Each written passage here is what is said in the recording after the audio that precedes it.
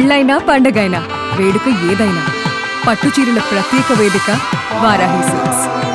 గాజువాక మహిళ హత్య తీవ్ర కలకలం రేపింది. విశాఖ వాసులను అంతటినీ కూడా కుదిపేసినటువంటి పరిస్థితి. గాజువాకలో ఉండేటటువంటి ఎల్వి నగర్ లో కీర్తి ఎంక్లేవ్ అనేటటువంటి అపార్ట్మెంట్ 102లో ఈ ఘటన జరిగింది. ఇదే అపార్ట్మెంట్ లో నేవీ ఉద్యోగి అయినటువంటి రవీంద్ర తన కుటుంబంతో సహా నివాసం ఉండేటటువంటి పరిస్థితి. అయితే ఎవరైతే రవీంద్ర ఉన్నారో రవీంద్ర ఒక డేటింగ్ యాప్ లో పరిచయమైనటువంటి అమ్మాయిని ఇంటికి పిలిపించడంతో పాటుగా అమ్మాయిని దారుణంగా హత్య చేసినటువంటి పరిస్థితి. ముక్కలు ముక్కలుగా చేసి కనిపిస్తున్నటువంటి ఫ్రిడ్జ్ లో పెట్టినటువంటి సిచ్యువేషన్ అయితే కనిపిస్తా ఉంది. అయితే ఈ ఘటనకి సంబంధించినంత వరకు కూడాను తనే స్వయంగా పోలీస్ స్టేషన్ కి వెళ్ళి లొంగిపోవడంతో ఈ ఘటన ఒక్కసారిగా బయటపడినటువంటి పరిస్థితి. అయితే పోలీస్ స్టేషన్ కి వెళ్ళిన అనంతరం కూడా పోలీసులు సీన్ రీక్రియేట్ కోసం చేయడం కోసం ఏదైతే ఇక్కడికి రావడం అంటూ జరిగింది. వస్తున్నటువంటి తరుణంలో ఇంటికి సంబంధించిన తాళాలు కానీ ఇంటికి సంబంధించిన ఏవి లేకపోవడంతో ఈ ద్వారం గుండా లోపలికి ప్రవేశించి ఇంటికి సంబంధించినంత వరకు కూడాను ఏదైతే ఫ్రిడ్జ్ లో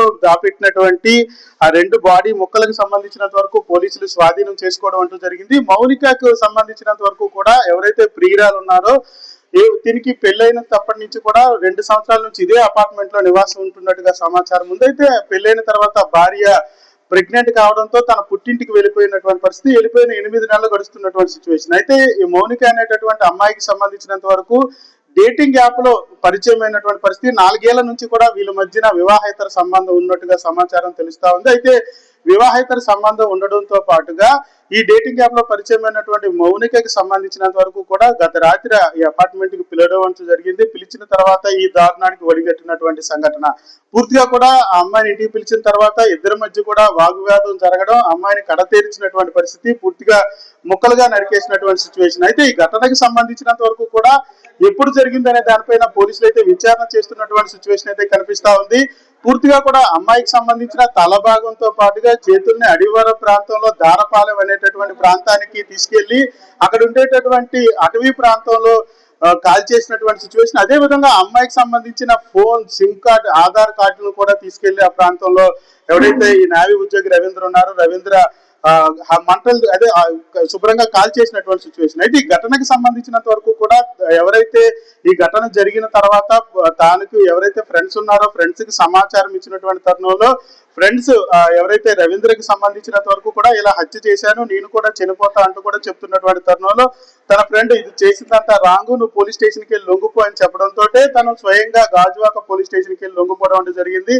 పోలీస్ స్టేషన్ లో లొంగిపోయిన అనంతరం కూడాను జరిగినటువంటి ఉదాంతానికి సంబంధించినంత వరకు కూడా సీన్ రీక్రియేట్ చేయడం అంటూ జరిగింది. తనని ఏ విధంగా అపార్ట్మెంట్ కి వచ్చింది, ఎలా హత్య కడ తీర్చారనే దానిపైన పోలీసులు విచారణ చేస్తున్నటువంటి పరిస్థితి. మరి ముఖ్యంగా ఈ ఘటనతో ఒక్కసారిగా గాజువాక ప్రాంతంలో ఉండేటటువంటి వాసులందరూ కూడా భయాందోళనకు గురైనటువంటి సిచ్యువేషన్ మనం చూడొచ్చు. అపార్ట్మెంట్ కి సంబంధించినంత వరకు ఎవరు వస్తున్నారు, ఎవరు వెళ్తున్నారు అనే దానిపై కూడా పూర్తిగా పోలీసులు విచారణ చేస్తున్నటువంటి సిచ్యువేషన్ అయితే కనిపిస్తా ఉంది. ఇప్పటికే మృతురాలకు సంబంధించినంత వరకు కూడా ఎవరైతే మౌనిక ఉన్నారో మౌనిక అక్కేపాలెం ప్రాంతానికి సంబంధించినంత వరకు అక్కడ ఉండేటటువంటి కైలాసపురం వాసిగా ఇప్పటికే పోలీసులు గుర్తించారు.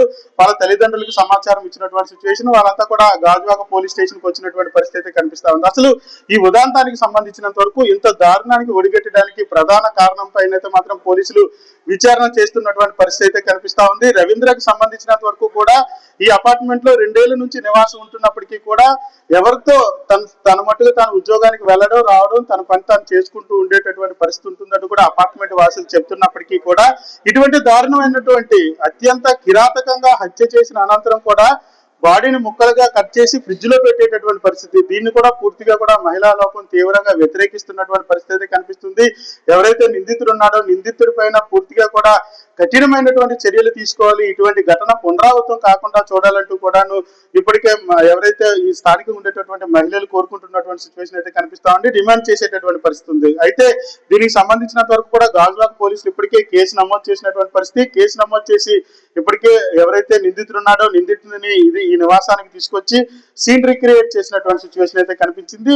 మరి ముఖ్యంగా అప్పుడు జరిగేటటువంటి ఘటనకు సంబంధించినంత వరకు ఇద్దరి మధ్యన ఎటువంటి వాగ్వాదం జరిగింది, అసలు హత్యకు దారి తీసినటువంటి కారణాలపై అయితే మాత్రం పోలీసులు పూర్తి విచారణ చేస్తున్నారు. విచారణ అనంతరం కూడా మరిన్ని వివరాలు బయటకు వచ్చేటటువంటి అవకాశం అయితే కనిపిస్తా ఉంది. కెమెరా పర్సన్ నారాయణతో భరత్, యూటీవీ, విశాఖ నుంచి.